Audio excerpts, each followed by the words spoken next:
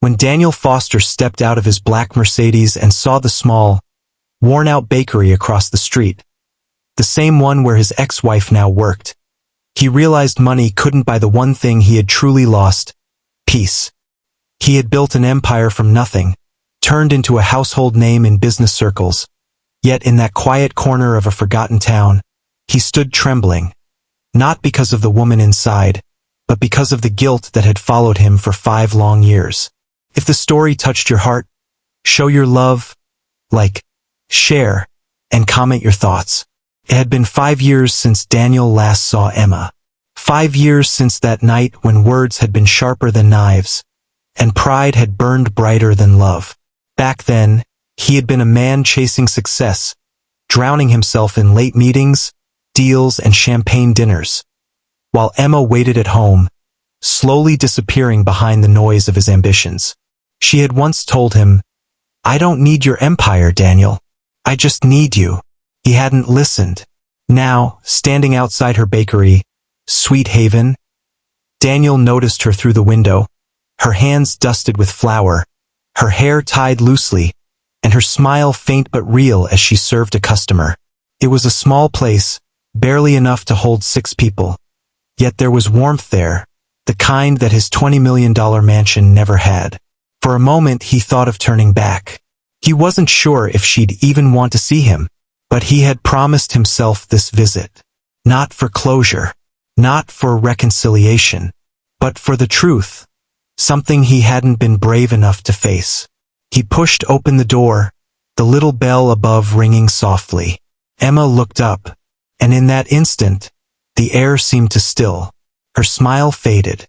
Her hands froze mid-motion. The spatula slipped from her fingers and hit the counter.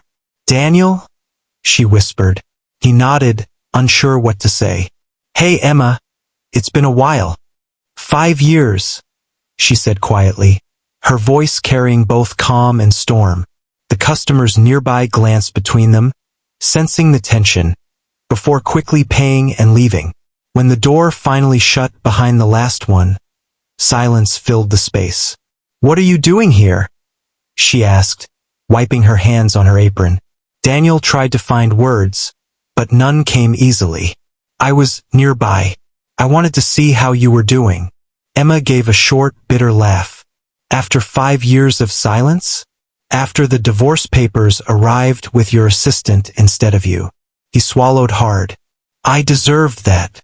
"Yes," she said, meeting his eyes for the first time. "You did." For a few moments neither spoke. Daniel noticed the photos behind the counter. Emma with a few elderly women, a young boy helping her decorate cupcakes. Happiness frozen in frames he wasn't part of. "I didn't come here to hurt you," Daniel said finally. "I came because I owe you an apology." Emma turned away. "An apology doesn't fix 5 years, Daniel." "I know," he said softly, "but it's a start." He reached into his coat pocket and pulled out a small envelope. "This is for you." She frowned. "What is it?" He placed it on the counter and stepped back. "Just read it later." Emma hesitated, her pride and curiosity warring. Finally, she tore it open. Inside was a check, but it wasn't for money. It was a receipt, a legal document showing the transfer of a building deed. "I bought this block," Daniel explained. "Every shop on the street was up for sale. But this one, your bakery, I signed it over to you. It's fully yours now, Emma. You'll never have to pay rent again." Her eyes widened. "Why would you do that?" "Because it was always your dream," Daniel said quietly. "You talked about opening your own bakery when we first got married. I was too busy chasing my dream to listen to yours." Emma's lips trembled, but she tried to hold firm. "You think buying me a building makes up for what you did?" He shook his head. "No, I know it doesn't. But I wanted to do one thing right, even if it's too late." For a long moment, she stared at him. Then she whispered, "Why now?" Daniel sighed, lowering his gaze. "Because I found out last month that I have a heart condition. My doctor said I need surgery. It's not guaranteed." Her eyes softened, just a flicker, before she quickly looked away. I realized, he continued, I've built everything, but I've never really lived. Not since you left. You were the only person who ever saw me before the money. I didn't come here for pity, Emma. I just wanted to tell you I'm sorry, before I run out of time. Her breath caught in her throat. She had imagined seeing him again one day, maybe successful, maybe lonely, but never broken like this. She turned away, trying to hide the tears that now fell freely. You made your choices, Daniel. I know, he said, and I regret every one of them. He placed his business card on the counter and quietly walked to the door.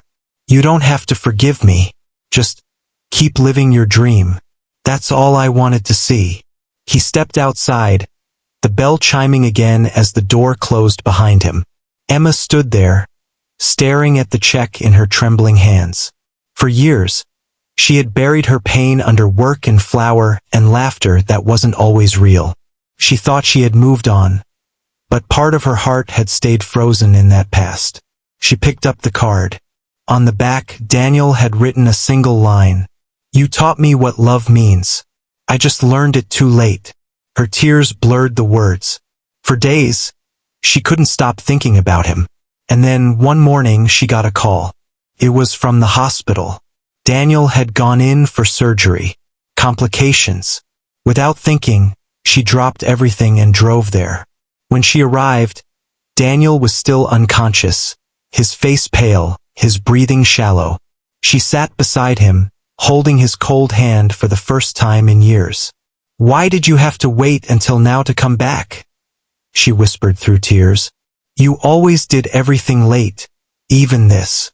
Hours passed before he stirred slightly. His eyes opened weakly, and when he saw her, a faint smile touched his lips. Emma, he breathed.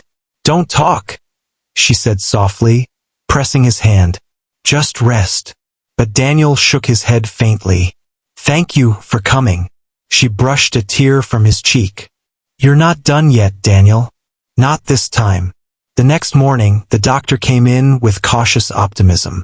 The surgery had been long and difficult, but Daniel had made it. Against all odds, his heart was stable. When he finally regained full consciousness, Emma was still there, sitting beside his bed, exhausted, eyes swollen but smiling faintly. I thought you'd left, he murmured. I almost did, she said. But then I realized, I never really left. Not completely. For the first time in 5 years, Daniel's eyes filled with tears. Not of regret, but of gratitude. Emma, he said weakly, I don't expect another chance. She smiled gently. Maybe you don't need one. Maybe this is where we both start again. Not as who we were, but as who we've become. Outside, the morning sun broke through the hospital window, casting soft light on their joined hands. And in that fragile silence, 5 years of distance, anger, and unspoken pain melted, replaced by something simpler, purer, and real. Forgiveness. Sometimes, the hardest apologies aren't spoken in words but shown through actions. And sometimes, love doesn't return to rekindle the past. It returns to heal it.